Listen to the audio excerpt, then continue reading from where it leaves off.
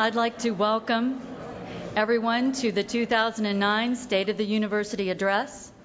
I am Melody LeHue, the current president of Faculty Senate, and I want to express my appreciation for everyone joining us today, whether it be in person or via the web streaming that's going on or the broadcast on Channel 8.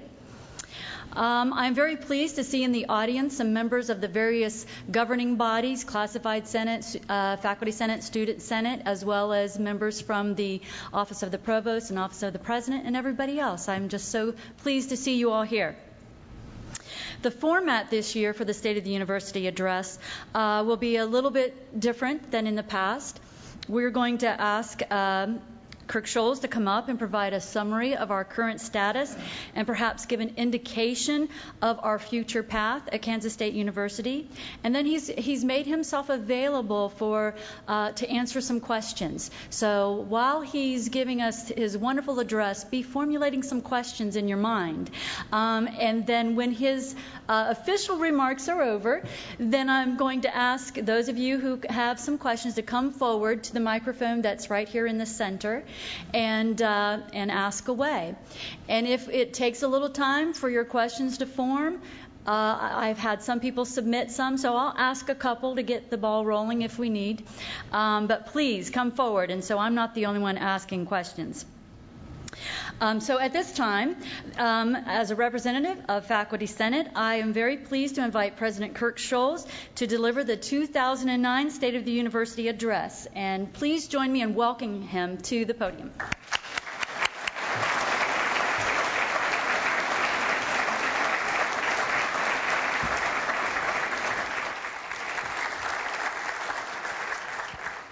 Can everybody hear me okay?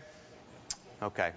Well, folks, I appreciate everybody coming out on a Friday afternoon. I know there's nothing else you'd rather be doing Friday afternoon than coming and sitting listening to an administrator speak. So thank you for taking this time out of your afternoon. I've been able to this is only going to take, I hope, about 20 to 25 minutes, and I've got 125 slides, so we're going to go really fast. No, we don't.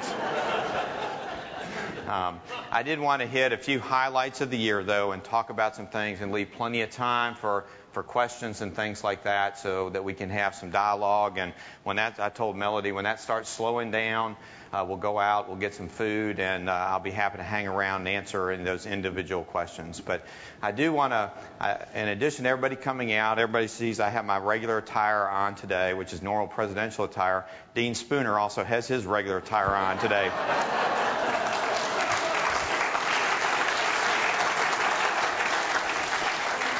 So any of you contemplating being a dean, you can see if you can wear shorts and a T-shirt to work every day, looks good. So, anyway.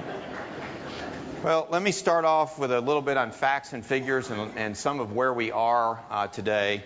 Our new enrollment numbers, and most of you have probably seen these in some of the news release, we're at 23,581 students, and you can see the breakdown there. And a couple things I want to point out. One, great job by our student life staff, our admissions folks, and you all as faculty and staff. We see an increase in the number of students at Kansas State.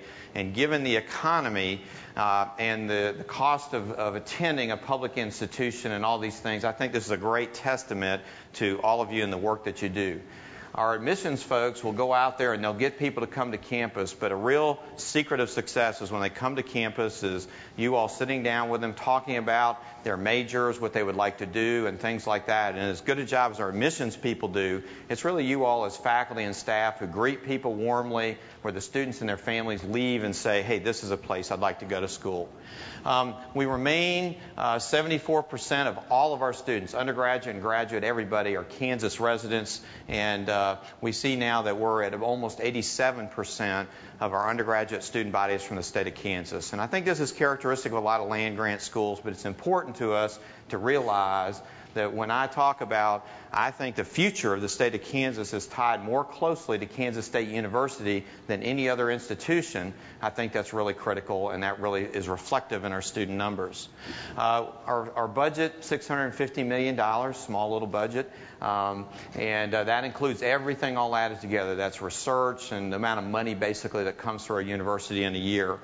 We also have, when you look at our economic impact in the area, almost 6,500 faculty and staff who work and are on the payroll at Kansas State University, including 1,305 full-time faculty. We have 37 faculty of distinction, and this is defined as a faculty member holding an endowed chair in excess of $500,000 in endowment. And then finally, we have about $371 million in managed permanent endowment funds. That number a year ago was a little larger, but like everywhere else, we've had a tough year. Although we have, and you got it, this is real president speak now, we lost less money than a lot of other people did. So this last year was a great year for the institution, and when I talked to my president's cabinet, we sat around, we said, well, what are our accomplishments for the year? We kept them to 2 slides.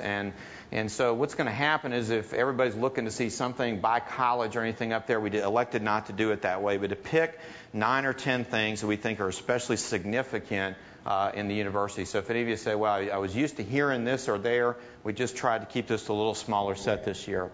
Well, we're selected as a future site for the National Agro-Biodefense Facility. And at least I think we still are. As many of you have seen in the media, Texas has filed a lawsuit against locating it in Manhattan, Kansas. We were one of 5 states that were in that particular competition, and Texas finished second. They have an economic development group in San Antonio, Texas, that is taking a very aggressive stance on NBAF, and so we'll continue to fight hard, and the Kansas Bioscience Authority is providing dollars to help make sure that we have folks in Washington, in addition to our delegation and Sue Peterson and her staff, that are really fighting to make sure that we keep NBAF in Manhattan, Kansas. The JCERC tax was approved for the Olathe campus, and remember what the climate was in the country in November. And we had Johnson County, which is certainly where we get a tremendous number of our students, that actually elected to have a tax increase so that they can have additional higher ed in Johnson County. So KU will be expanding their medical center. We'll be putting a campus in Olathe, and I don't see any way we could have ever done anything like that without a tax increase that was passed. Michael Weish received the Case National Professor of the Year, our 3rd Case National Professor of the Year. This is significant. A lot of people know about us. They watch that. And as we keep adding people to this list, it brings distinction to Kansas State. We have an expanded student success program, and this is really, you can say, well, this is rhetoric, Kirk. It's the same thing as retention.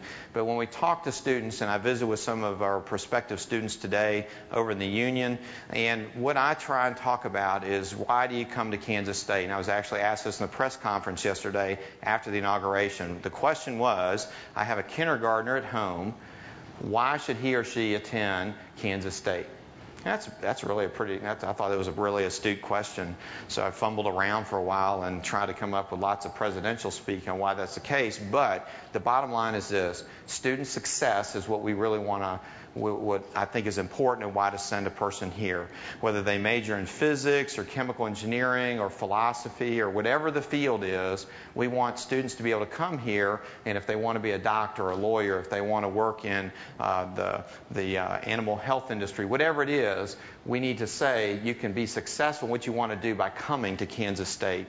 And we've got a first-year experience. It was a pilot program. We're looking to expand that. As much as I would like for us to have the ability to offer really small classes to all of our first-year students, we're going to have to be creative in how we do this. So the first-year experience, there's lots of places out here that do these, and they're all a little bit different, and Kansas State is going to have to also develop a model that's going to work well for our institution. We have a record number of students of color, 2,114.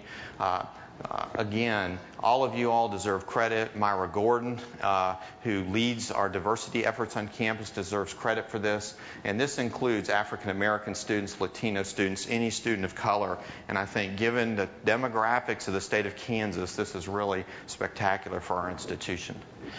We initiated a child care center project, and I'm going to show a little slide about this a little bit later on. All of you know that child care continues to be a major issue at the university. The good thing is we got a child care center going. The bad thing is it's probably not nearly big enough. And so while this will help alleviate some of the problem, this will continue to be a challenge for us as the community grows, as Fort Riley grows, as we want to be more aggressive, as we recruit faculty, staff, and students to make sure we're meeting the entire needs of their families. We established a Center for Advancement of Entrepreneurship, the College of Business Administration. Enhanced focus on sustainability. We had a workshop on sustainability, and we're really trying, in my mind, to talk as a campus about what does this particularly mean. Sustainability means different things at each institution, and we've got to define it ourselves and what we mean by sustainability at Kansas State. But what better place to talk about sustainability than a land-grant institution? Because that's really what we started at. And I think it's important that we take a leadership role in defining and leading the agenda in the Midwest on what sustainability means. The Higher Learning Commission self-study. Dr. Dyer and her staff put on a fabulous retreat earlier in the year where we're trying to get ready for basically the accreditation of the university.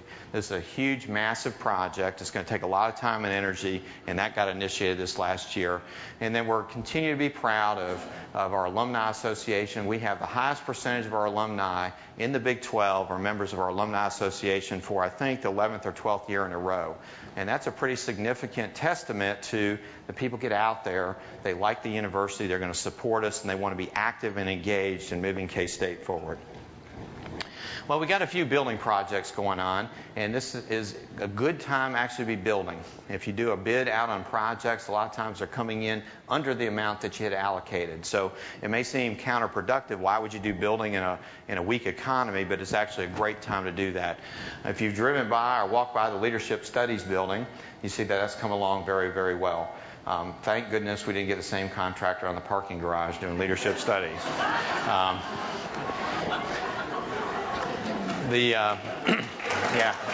Thanks. The Jardine Housing Project, and unfortunately this is recorded on media all over the place, so hopefully by the time the Board of Regents sees it, we won't do a new inauguration. But anyway, the Jardine Housing Project, I had a chance to go out and see that, and if you haven't had a chance to walk through the Jardine complex, it's magnificent. So you see the purple flags, you walk into a courtyard, it's a great living space for our students on this particular campus. And I know the crew over there are extremely proud of Jardine. And what's neat is some of the details. Okay, the little manhole covers in the Jardine complex have the Jardine symbol on it. I mean, it's just little stuff like that. Now, I'm really impressed by that, obviously, but it is the details that are out there that I think is going to make that a really nice living and learning community on our particular campus. Our Child Care Center, I mentioned, and this is actually an artist rendition of what the Child Center will look like. Obviously, we take it, this is drawn at the nice time of the year where the trees are blooming and all that kind of stuff, but this will, and construction has sort of started. You can see dirt being moved around and things like that. We have a few deferred maintenance issues on this particular campus, and so we're going to go ahead and fix that $450 million backlog we have. No, we've got two projects going, the electrical infrastructure improvements, which we've needed for a very long time on this campus and should improve the reliability of power delivery across campus, and then some improvements to Willard Hall. And then many of you may not be aware, on the Salina campus we're opening a new Student Life Center, and this is going to be a beautiful facility. If you have a chance and you're driving out west and you stop by Salina, it's got a running track, it's got a lot of flexible space in it, it's going to improve our student life on the Salina campus a great deal and allow us to do things like graduations and major speaking events and things like that right there on the campus instead of moving off of campus. So I do invite you to go and do that, and we had a few construction delays there, but we're getting real close to having that open and ready to go. Well, the K-State budget situation.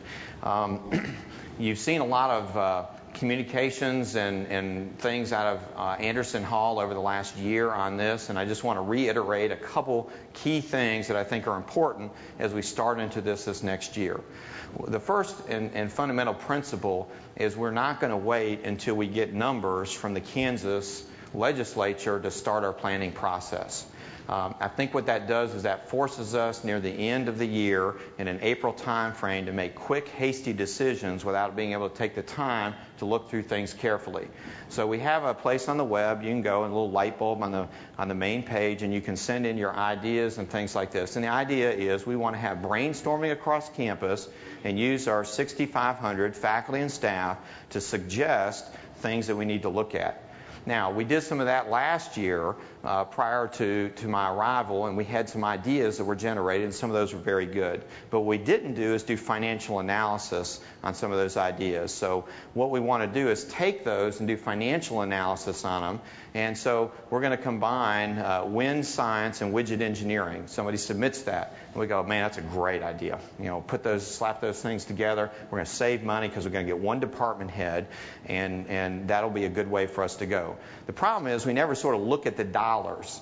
And if you do, you find out that you got so much faculty in there that, yeah, you got one department head, but that person has to hire an associate department head to help with the other program. And before you know it, you look and it's zero cost savings. But everybody thought that it was going to have cost savings. I'm using that just as an example if we need to look out over a 3-year window and decide, is it a good idea or not? Now, who's going to make that final decision if it's a good idea or not? That'll clearly be several of the governance groups on campus. We're going to be engaged with our students, our faculty, and our staff senates.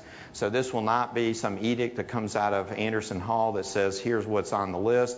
There'll be plenty of time for dialogue and feedback and involving as many people as possible and trying to find creative solutions to making sure we're in a great budget situation for the upcoming years. We are not going to consider tenured faculty layoffs as part of the strategy. And I want to make this really clear because in our faculty handbook, there's that magic section in the back for financial contingency. And if you're having trouble sleeping one night, dig that baby out, okay? 2 pages in, you're out cold, okay? And it's a very long document. And what I don't want our faculty and you all doing is spending all year trying to get this document perfect so that if the university declares financial contingency, we know the process to go through. We're just pulling that off the table. We're not going to worry about that. So what I don't want is our faculty wasting time trying to change something that we have no intention of invoking. So the question then is, does that mean, Kirk, because you didn't mention other units, that you're not going to have any other layoffs? Our intention is not to go the layoff route, but we're going to continue to look broadly. But as a faculty, I want to make sure that we don't have people who are new to our faculty going, well, gee, if the budget's not good, am I going to have to go look for another job? Adding students above 23,500 is not going to be the way out of this. In other words, me saying, hey, our goal is we're going to add 2,500 students and use that tuition revenue to come in, and that's going to solve our problems. The problem is it doesn't really solve our problems. It creates more because then we have to get instructors to hire those students. We've got to make sure we can accommodate them in the dorms. And what I worry about if you add too many students to a strained infrastructure, and infrastructure means people and facilities, all it winds up doing is stressing the system and degrades our educational experience. So do we want to continue to be somewhere between 23 and 24,000? I think that's a good, healthy number. If we start going down, then people say, oh, there must be some problem there because enrollment's falling. But I think this is a good number for us, and we want to make sure that we're somewhere in that vicinity over the next several years.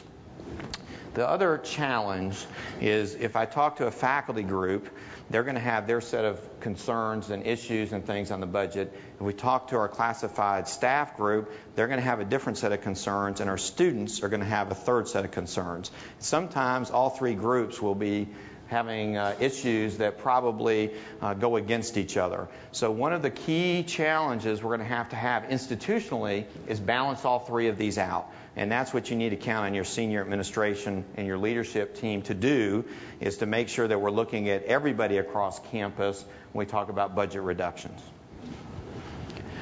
Well, we do have a new leadership here, and actually I didn't think it was a whole lot of new leadership here, and then it turns out to be 2 slides. So a lot of changes right now.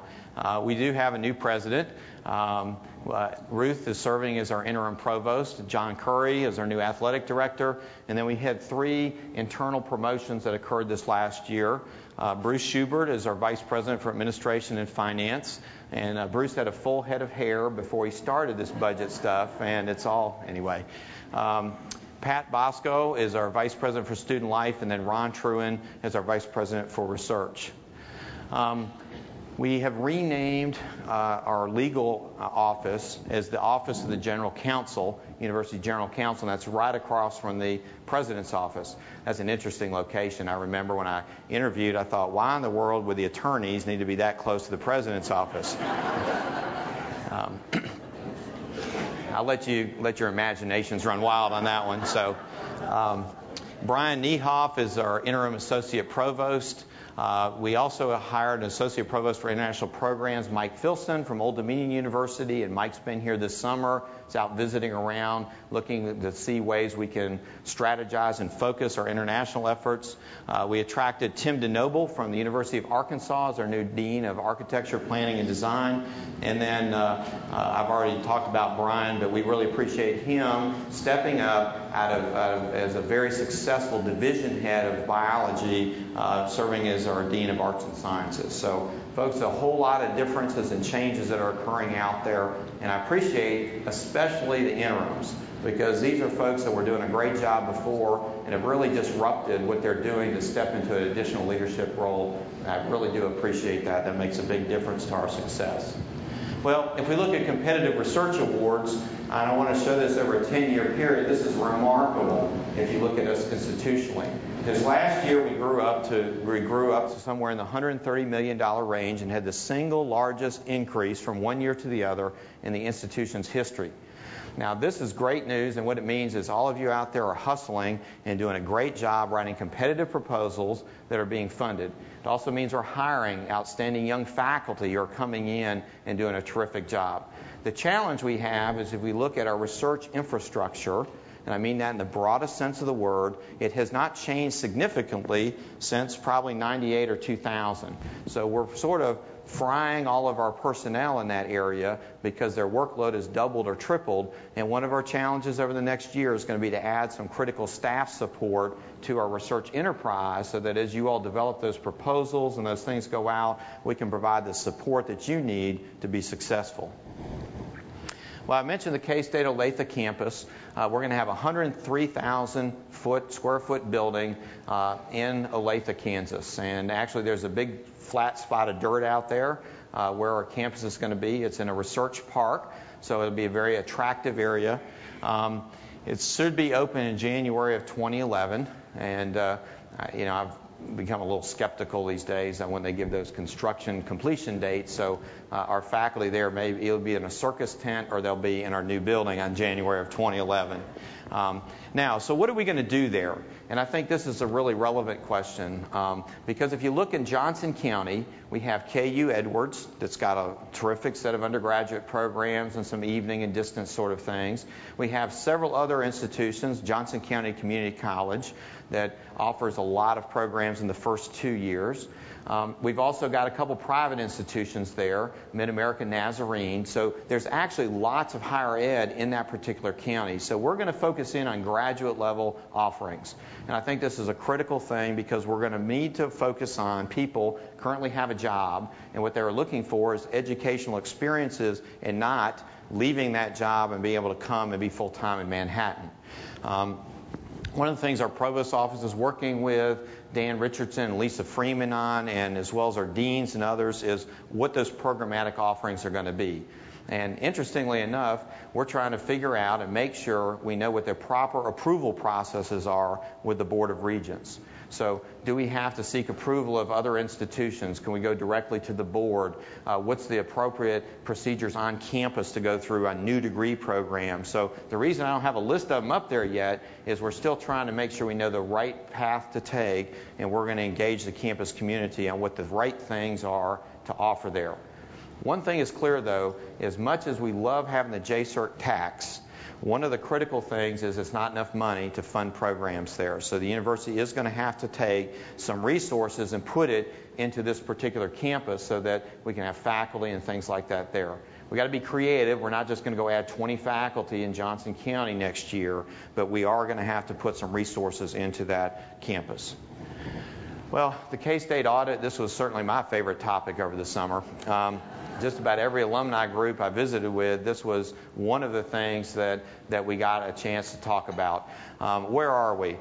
Dean Spooner and a group of faculty and staff and students and folks outside campus have been doing a very thorough job looking through the audit and bringing in different groups to provide advice and investigation of different things. They're going to put together a preliminary report in time for the October Board of Regents meeting, and then we'll have a final report sometime in November. Those will be public documents. So we think at that point, when we see what all that stuff is, we're going to make any corrections we need to make. We're going to change practices to make sure we're using the best business practices as possible, and then hopefully we'll be able to move on. But I think this is critical to do, and I really appreciate the immense amount of time that some of our colleagues are taking to really look this over. Now, I'm not meeting with that committee saying do this, do that, or I don't want to see this out there. I've kept my hands off and said we need a sort of independent analysis of this and where it is that we need to go so that we can refocus our energy on looking forward to the future and not some of these issues that were identified in the audit. The good thing is, as I've been out meeting with alumni, and as John Curry has been meeting with alumni, I think we saw a change over about a 6-week period from anger and things like that to people at least saying, we're going to give the new president, new athletic director, new administration a chance. And that's really all we can ask for. And I've told several people who are skeptical and say, well, I've been giving money to Kansas State and supporting programs I like, but I'm not sure you all are using it very well. Our bottom line has said, wait a year. Come back and look in January of 2010, and if you think that the university is being managed and led and run the way that you would like, then we hope that you'll continue to give. If, however, you think after a year that it's just not going the direction you want, then give to your favorite charity, whatever it is. I'm confident that the reason people give is to help our students, our faculty, help us to be successful and achieve. And I think as people see those achievements out there and see credibility in the senior administration, that we'll see plenty of those resources come back. K-State Athletics. We had an outstanding year in athletics, and a couple things I really want to point out. As you know, as part of the audit process, we reorganized the oversight of our athletic enterprise into K-State Athletics Incorporated that has a board of directors now that have to approve multi-year contracts that are then sent to me for my recommendation. And Coach Snyder's contract that you all saw out there, if you were interested in those kinds of things, went through this particular process, and the board was actively engaged over a multi-week period in a lot of these sorts of discussions and decisions and how we were going to move forward. And I think the process worked very, very well. The other thing we claimed that we were going to do was be transparent with these things, and so we put out coaches' contracts. Everybody could see it when it was done. So there wasn't, we got a contract done and go through Freedom of Information and then we'll send it to you. We've tried to make sure that when we say these things, we're going to put them out. And it's interesting, if you notice, in some of the news media accounts, they said K-State claimed they're going to be transparent, and guess what? When they announced it, there was a copy right there for us. So I think this helps show that we're trying to not do stuff under the table, but really put it out front. We had the highest graduation rate of student athletes in the Big 12 Conference. I think this is a significant achievement. It's not just for our coaches, but it's for everybody that's involved with our student athletes, and this is something that we can be proud of. We also had the highest GPA by a women's basketball team from a BCS conference. Now, after a while, you had too many things in there, and it's like, well, there must have been only 6 schools. But we're really proud of this. So it was just BCS conference. We had the highest GPA, and this is the second time that we've had this kind of achievement in the last several years. So, again, we're recruiting really bright, articulate women to play in our basketball program here. Scott Seller was a 2-time NCAA national champion, indoor and outdoor high jump for Kansas State. 10 sports out of our 16 went to postseason, and I think that's outstanding. And then finally, our K-State Equestrians Western squad finished 5th nationally, and our athletic program is something that we need to be proud of and that really represents our university well. So, just a couple more slides. So what do we want to look ahead for? Well, folks, I showed you those slides of all those changes. We got some more coming. Our provost and senior vice president, the search is ongoing. We're down to 4 candidates that will come onto campus for public interviews. And what the search committee has elected to do is, instead of putting all 4 names out at once, about a week before each candidate will be here, they're announcing what the name of that person is. So you'll be able to go and talk to your colleagues at those institutions and say, tell me what you know about this particular individual. I'm thrilled with the overall caliber of the candidates. All are at dean level experience at peer institutions. And I think we want to engage the entire campus community on the selection of our next provost and senior vice president. The search committee for our vice president of communications and marketing met today for the first time. Gary Hillebust, after many years with the K-State Foundation, announced his retirement a few weeks ago, and so a search is starting for a new president and CEO of the K-State University Foundation. And we are also going to start a search for a chief information officer, which Lynn Carlin has served as an interim in that position for 2.5 years now, and we need to go out and do a national search and bring in a person that can continue to lead that particular endeavor onward. So this is not a new position. This is just one that we think we got a consolidated enterprise, and it's time to go out and get an outstanding person to come in to our K-State leadership team. So what are my priorities? I've talked about K-State 2025 several times. In the spring, we're going to start having focus groups, and there'll be some dialogue about how this is going to work. I hope by next summer we have a draft plan put together, and then we're going to put it out for input and suggestions and things like this. We're going to use a lot of electronic means. We're also going to use a lot of focus groups and things like that. So lots of opportunities for people to be involved. And finally, if you follow any of what I do, the question is, well, Kirk, we're paying you all this money to be our president. What exactly do you do with your time? A lot of my time is spent outside the university, on the road, talking to corporations and prospective donors and alumni and people. My ultimate job is to bring resources in to the university to help you all be successful. I'm not teaching students. I'm not working with graduate students and all that. You all are doing those sorts of things. What I can do, though, is help provide the resources necessary so that you can teach well, be in modern facilities, have excellent students that are well supported on scholarships, that we have faculty of distinction to reward our outstanding faculty and keep those salaries more competitive than we currently are in the Big 12. So what is it that I'm doing? That's what I'm out trying to do when I'm out of the office, is to help everybody here be successful. Well, folks, I appreciate the time. It's great to be here. I hope that I don't have a major speech I have to give tomorrow, because I've had 2 in 2 days, and that's enough for a while. And I look forward to seeing everybody and 49,500 of your closest friends at football tomorrow. So anyway, thank you very much.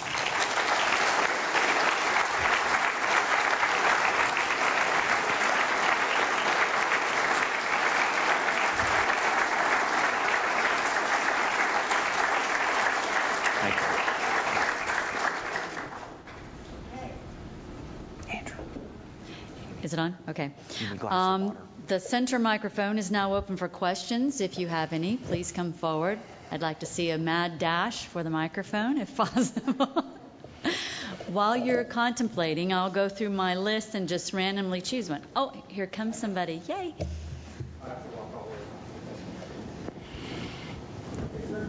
On your slide about the budget, you mentioned, or it said that tenured faculty would not be laid off.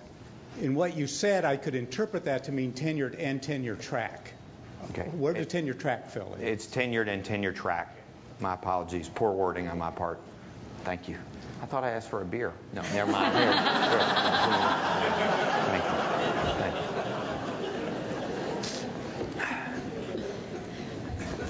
you. Okay, while we're waiting for the next person to come up with their hard-hitting question, here's one that was submitted to me. As more universities continue to engage in outreach activities such as MIT's Open Courseware, Arizona State's Open Courseware, and Yale's Book and Authors, and there's some others listed, why does a land-grant university with a strong outreach mission such as Kansas State still lag behind in these efforts? I think this is part of the couple things there. One is we're going to have to be extremely selective about new initiatives that I think we undertake given our current budget climate. The second part of this is part of the reason for doing a CIO search. Is there's a lot of things on campus that as we continue to move along our IT infrastructure are opportunities like this, but are going to need the support from a centralized unit to make sure that we can do it well. So I think this is the kind of dialogue and questions, I hope, that when we bring CIO candidates onto campus that our faculty ask and say, well, what about these kind of projects that have a strong IT component to them? And is it the sort of thing that we want to get into or be part of? And the answer is I don't know. I'll need experts and other people to help with that. But I think that would probably strain some of our IT infrastructure right now to really try and take on a big project like that. Okay. You guys aren't going to make me do all the work, are you? Here comes one. Great. You've got to smile when you walk up to the microphone. That doesn't look good when you're frowning. Okay. The record enrollment, 23,581, is a head count. What is the FTE, the full-time equivalent? How does that compare with FTE last year? How will that impact our tuition revenue and our state dollars that we'll get based on the FTE? That is a great question. And Tim, I have no clue how to answer that. My understanding, and Pat's the FTEs continue to increase. We had seen several years of FTE decrease, and we've seen and turned that corner, and we're seeing an FTE increase, which is really the important thing from a budget point of view, because as FTE increases, that does represent more dollars into the particular system. So now why had FTEs decreased? We had a lot of students that were taking, I believe, one 3-credit class. It was a distance class. So even though the head count was going up, the amount of credits was not increasing. Now, as we've got more students on campus that are taking full loads, we're going to see that up. Is that okay? Pat's nodding his head, so I must not have messed up too much. So it's going up, Tim. Thank you. Wow. Okay. Okay. Another question from my list. Historically, at Kansas State University, we have been extremely decentralized in our decision making. From your perspective, what are the benefits and the drawbacks of this model? I'm generally very much in favor of a decentralized university system structure. The university I worked at before had a very similar one where I think the resources are important to be pushed down as opposed to collectively being hoarded in a central thing, and then you sort of divvy them out a little bit at a time. So I like that as a general structure and style for the way to run a university. Where the difficult thing is, and look at marketing and communications, one of my favorite recent topics. How many colleges have duplicated efforts in marketing and communications? Because there's not a centralized resource. Everybody sort of builds their own. And so the challenge is when it comes time that you got to do some fiscal cutting, instead of having centralized things sometimes that you can cut and just slim down a little bit, we got 8 of them out there, or whatever they are, that are duplicated again and again because of the decentralized nature. I think we can work around that, to be honest, by having good dialogue, and people don't mind consolidation of things generally, as long as when they need something done, they can get it done in a timely fashion, a quality fashion, and it costs the same or less than it was before. So I think we can structure things so that it'll work, and I'm happy with the decentralized nature of our institution. I think it's a good, productive way to work.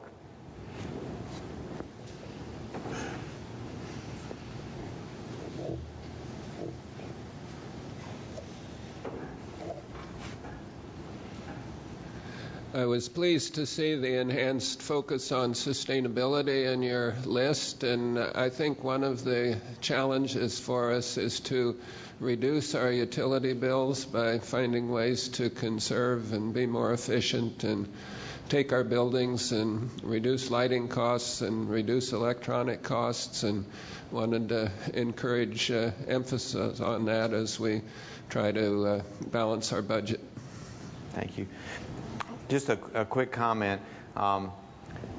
we've got two components to what Larry was talking about. I think the first is that as we do renovation work and do new construction, it's important that we build into new projects the ability to control utilities and things like that in a much more efficient sense.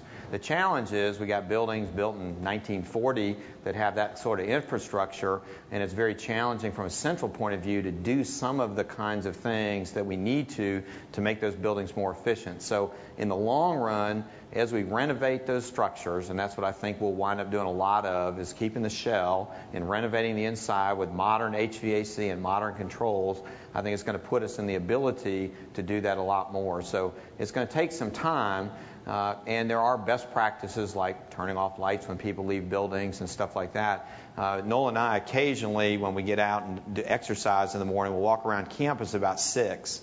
I'd like to think all the lights are on because everybody's there working early. I suspect that's not always the case, but it's amazing the number of lights that we see on just in buildings. And I think it's just that people forget to turn them off or things like that. So I do think there are some best practice things that we're going to want to encourage people to do that hopefully will help us a little bit that way. But my office in Anderson Hall will swing from 68 to 82, and I'll walk out thinking I'm getting sick, and it turns out that the heat's kicked on and it's 90 degrees out. I mean, it's an amazing phenomenon. So I think I think that's part of the infrastructure issues on campus we're going to continue to work on, Larry. Thank you. Yes. Follow up on that. In our building a couple of years ago, they went and they took out all of the switches. So you got to have a key to turn the lights on and off. And I don't know how many other buildings that on campus that they've done that, but that's kind of not a very good thing to be doing. I bet that was an industrial engineering project that suggested that, wasn't it? Yeah, we will. I think that's the kind of stuff that we want to look at. So thanks for bringing that forward.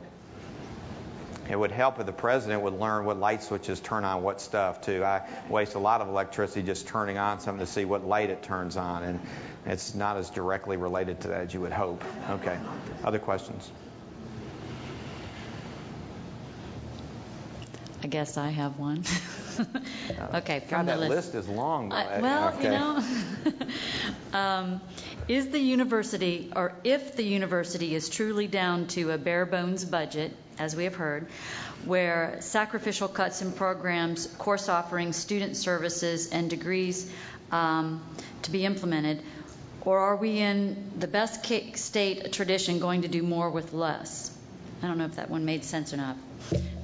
Okay, we can move on to another question if you want. I do think higher ed in general, and K-State in particular, has reached the point where there's not just lots of fat sitting out there that if we just look around the right corner that we're going to see it and we can cut things down. So I do think we've reached a point, like many institutions have, that you just squeeze and squeeze as much as we possibly can. So I don't think there's a lot more there. There are some opportunities, I still believe, though, in consolidated enterprises and things, particularly from an administrative point of view, that may result in some cost savings and things that we can do, and it will do a better job for us. So I'm not convinced that we can't lean up in some other areas, but I think just simply saying we're going to expect everybody to continue to do more with less, and we've been actually saying that for the last 20 years in higher education. I mean, there's been a few up years everywhere, but generally speaking, if you look, there's not been huge net increases in resources. Our state percentage of our budget coming from the state of Kansas is just like it is in most states, been 50% some number of years ago, down to about 22% today. Folks, it's not stopping going down. 20 years from now, we'll be a quasi-private institution. The state will continue to help us manage the institution. They just won't provide any money to do it. So, anyway. Other questions? Thank you. I like to smile when you come up. That's much better. Give us your philosophy on if there might be any changes even though you've just been here a short time, between the foundation and the administration. And I know a new foundation CEO has to be brought on board, but do you see any tweaking or how do you expect to work with the foundation? Yeah. The foundation and the Alumni Association, several entities like that, in my mind, are our partners as we move forward. And what we need to make sure with all organizations within the colleges and everything is all of us generally are moving in the same direction and we have the same goals and objectives. So I believe that as we hire a new foundation CEO, one of the things we want to talk to him or her about is what are the university goals, what's important, and what is it that we would like the foundation to do, and I'm confident that we'll continue to build those relationships. I would say if you talk to most of our deans out here, they work very, very closely with their foundation counterparts and are out on the road all the time and asking for resources and friend building for us. And so I'm optimistic that we're going to continue to pull that together. I'm spending a lot of time on the road in a good way with Mike and Mitzi and Teresa and some of the other leadership of the foundation, where we're sitting down and spending, a day or two on the road and getting to know each other very, very well. And I think we truly are on the same page. So, thank you. My question is more on a personal level. I'm very much amazed with your habits and Noel, and I wonder how that you keep a balance in your life. And could you overview what your day is like? How do you start your day? What do you eat for breakfast? How do you unwind? How much sleep do you get? Tell us how you keep a balance. No. Sit down.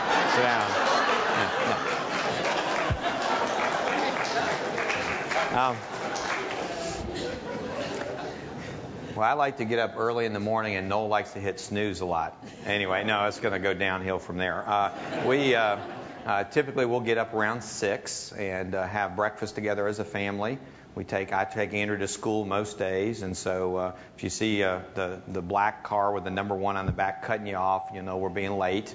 And then go through the day, and typically we've tried to restrict evening events to about three a week on the Monday through Friday sort of thing. A football Saturday, just as an example, tomorrow I do a greeting at 8. Have another greeting at 9 o'clock. We have a group of donors coming over to our house. We'll do a little bit of entertaining there. I have 3 events at the football game that I'll be doing. I'll be throwing past. No, I won't be doing that. But I'll be at the football game, also visiting with folks. So we're going to have some of our legislators there that we'll visit with. And then by the end of the day, about 5, 6 o'clock, go running 10, 12 miles. No, by that time we go home and have a cold beverage and sit down, turn on Sports Center, and just relax for a little bit. So when I fly in airplanes, a lot of times I read. Not technical stuff. Actually really junk, okay? But enjoyable junk. So it's just the kind of thing that brings a smile to your face, and it's a good way that I have to relax. So most people probably wouldn't appreciate or desire the lifestyle that we run, but I will tell you, I believe that what we do is not much different than what most of our faculty do. It's just a different set of things. Most of our very active scholars, regardless of the field you're in, are spending a lot of your open free time doing your scholarly work or working with students or things like that. So I think the job of the president is probably not more hours. It's just focused in a different way. And I really do believe that. Andrew, you think that's true? I let my son come up and tell you what our days are really like, but no, we're not going to do that. So bad idea. Okay. Another question from the list here. You have had approximately 4 months on campus getting to know us, the people, the processes, the programs at Kansas State. Can you describe from this initial observation your assessment of our key strengths, but more importantly, key weaknesses, and then how we might overcome those? Sure. I think our key strengths are that I believe in general people enjoy working here and going to school here. I think I was talking to Rand earlier today in my office Rand's with Conoco, and I said one of the things, if we look out in the audience today, is look how much purple there is here. And people do that because they would like to, not because anybody tells you have to. And it's that kind of thing that's a little bit of school pride. And I think you see that a lot on our campus by our faculty and our staff. So that's probably been the biggest positive. The biggest negative, I think, is we need to feel better about ourselves. I really do believe that. Coming from a different institution, there's a lot of great things here. But I think there was a little bit of a beat-down mentality in my mind at the end of the spring semester that we're not proud enough of our achievements. And I think that's probably one of the weaknesses. The second other weakness that we have, well, actually I got two more. If I keep thinking, I may have more, but I'm concerned over the long run about what we can do about our salary structure. We've been in the bottom of the Big 12 probably since the Big 12's been in existence. So we had 1 year, I think, we rose to 11th. And then we went right back down to 12th. So how do you get out of that? That's a big challenge. And I think the other thing is we've got substantive physical infrastructure issues. You saw the $400 million in backlog, maintenance backlog. There are not many donors out there that I'm going to sit down with and say, Kirk, I'm going to write you a big check to put a new heating and ventilation, air conditioning in that building. I mean, that just doesn't occur. So what we have to do is find creative ways to craft projects and things like that so we can start chipping away at that infrastructure. So. Anybody going to help me out here? Oh, no. Okay. Oh, good. I mean, sorry. Yeah. Yeah, Tim and I bicycle together, so we think up questions for you. I agree with you that Jardine looks a lot better than it did, and presumably looks better inside also. But we lost something there, and that was space to keep long-term international visitors. And right now, Susie's been very helpful in helping us find some space, but we have visitors who come for a month or a couple of months, and there's no place for them to go. And if we're going to be an international research university, how are we going to fix that? Well, the only way to fix it is we'll have to acquire some spaces on places on campus that are furnished, and we have the ability to put visitors in, Dean. That's the only solution I know of. So right now our residence halls are full and chock full, and I think, yeah. So as things open up, as our new leadership studies building opens up and we move folks over there, we're going to have some space available. So we're just going to have to look at finding some places, and they've got to be very inexpensive, because that's the other thing is we can find somewhere and you say, well, my God, I could pay for a person to stay at a hotel cheaper than that. So they're going to have to be the kind of things that we're not taking when you have a scholar come in. It's got to be furnished, it's got to be close to campus, and it's got to be decent and also relatively inexpensive. So I'll work with Bruce Schubert and Pat and those folks. We'll identify some space. A lot of it will be how much that we need. Well, how much do we want and how much do we need, and sort of figuring out what that balance point really is. But this is a significant issue for campus, though. When John Curry and I came this summer, we had houses somewhere else, and you're starting to work for the university. Finding furnished places in Manhattan is really difficult. And so it's also for transient employees and people that we hire, they're moving in, that there's going to be significant for too. Anything else? You getting close, Melanie? I have more, but we could. Maybe one more? Yeah, okay. What do you think? As we approach the vision of the three campuses, Manhattan, Salina, and Olathe, how will the university integrate them into a cohesive whole that sees them as working together for the people of Kansas and not just localized branches, with being little more than community colleges or rooms to house visiting professors from the Manhattan campus? That was a very positive worded question. I think I think overall this is going to be a challenge that we're going to need all of you to help with, is how do we go about integrating and making sure that it doesn't become sort of the main campus and just two other ones out there.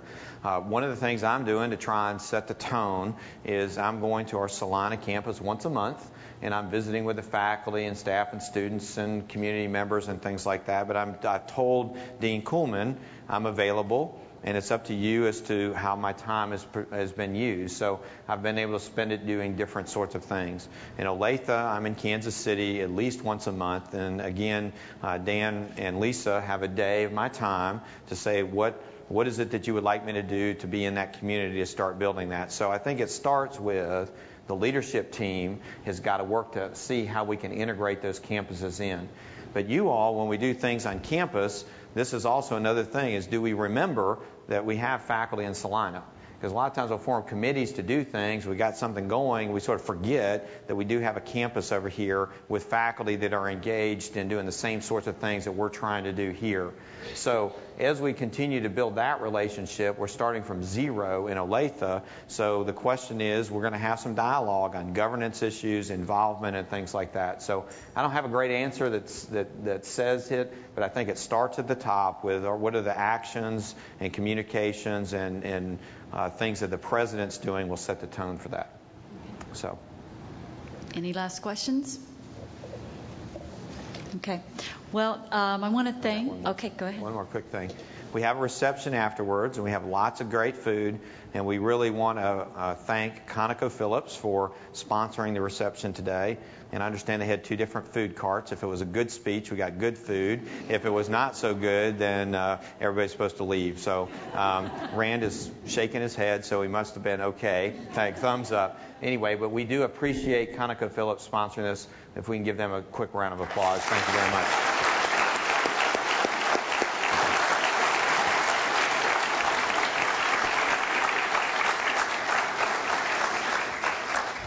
Then I just want to thank you, President Schulz, for your leadership, and then also agreeing to come and share some of your thoughts about our future and your commitment to Kansas State University. So thank you very much.